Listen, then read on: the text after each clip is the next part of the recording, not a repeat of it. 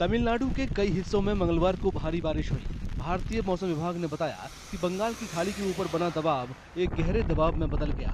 मौसम विभाग के मुताबिक 27 नवंबर तक इसके और भी मजबूत होकर चक्रवाती तूफान में तब्दील होने का अनुमान है। मौसम विभाग के अधिकारियों का कहना है कि तमिलनाडु के तटीय और डेल्टा जिलों में 26 नवंबर से अगले 5 दिनों तक तेज बारिश होने का अनुमान है। Chennai, we have not issued red alert. Only heavy rainfall warning we have issued.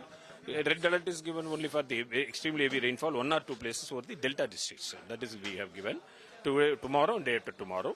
Now the depression, which was earlier in Southwest Bay, intensifying the deep depression that is there. That rainfall will be there. And associated with the wind, as the system moves northward, the heavy rainfall belt locations also will move to the northern side, and winds will be there. As system comes to close to the around 150 to 200 kilometers, we will expect the system that area.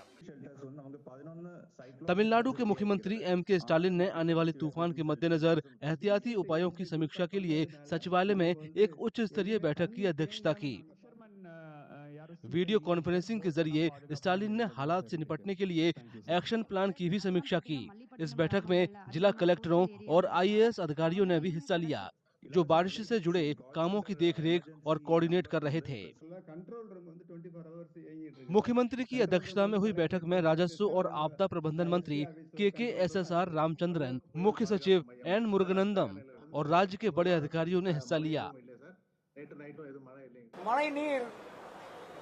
வாய்க்கால்களில் மழைநீர் தேங்குவதை உடனடியாக வெளியேற்றுவதற்கு வேண்டிய பணிகளை நம்முடைய மாநகராட்சி நிர்வாகம் செய்து கொண்டிருக்கிறது. இப்பொழுது கூட நம்முடைய மாண்புமிகு துணை முதலமைச்சர் அவர்கள் அந்த மழைநீர் வடிகால் பகுதிகளை பார்வையிட சென்றிருக்கிறார்கள். அரசாங்கம் துரித கதியிலே எல்லா விதமான நடவடிக்கை எடுத்து பொதுமக்களுக்கு சிரமம் இல்லாத சூழ்நிலையை இந்த அரசாங்கம் உருவாக்கும். भारी बारिश की वजह से चेन्नई के कई इलाकों में ट्रैफिक जाम के हालात बन गए। इनमें खास OMR रोड भी शामिल है, जहां सड़कें पानी में डूब जाने की वजह से ट्रैफिक में बाधा पहुंची।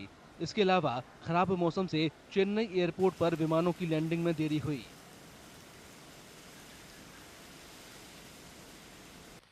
तंजावुर जिले में लगातार बारिश से कई गांवों में भयंकर बाढ़ आ गई है।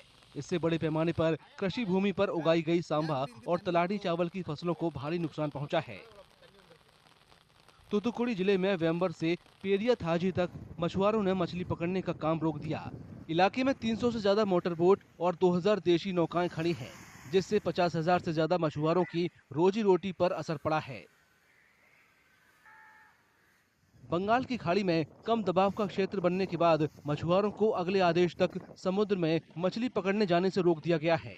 हवा की रफ्तार के 70 किलोमीटर प्रति घंटे तक पहुंचने का अनुमान है।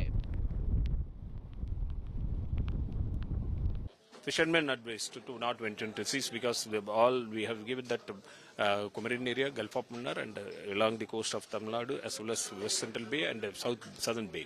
These areas will experience strong winds, and tomorrow and the day after tomorrow, as the system intensifies cyclonic storm, West Central Bay and Southwest Bay, that area where the location is there, winds will be out of 60 to 70 kilometer and gusting to 80 kilometer also there.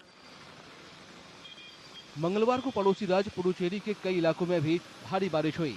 इसके मद्देनजर सरकार ने बुधवार को केंद्र शासित प्रदेश के स्कूलों और कॉलेजों में छुट्टी की घोषणा की है।